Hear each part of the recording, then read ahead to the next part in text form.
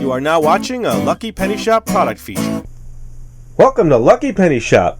Today we're showing you some John Deere die-cast. These are about 2 to 4 inches depending on which one. This one's probably 6 inches. This is a 2-inch smaller one. Let's take a look at them up close here. This tractor has the treads.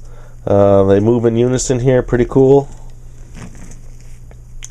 Here's just a little farmer's tractor.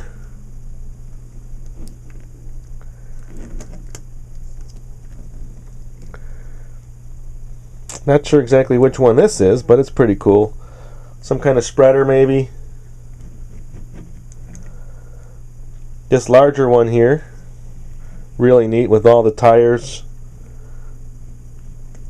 sort of articulating in the middle here.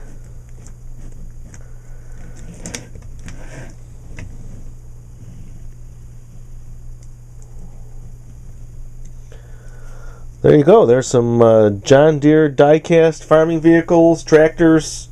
Thanks for watching. Thanks for watching our eBay product video. And always remember, if you see a lucky penny, pick it up.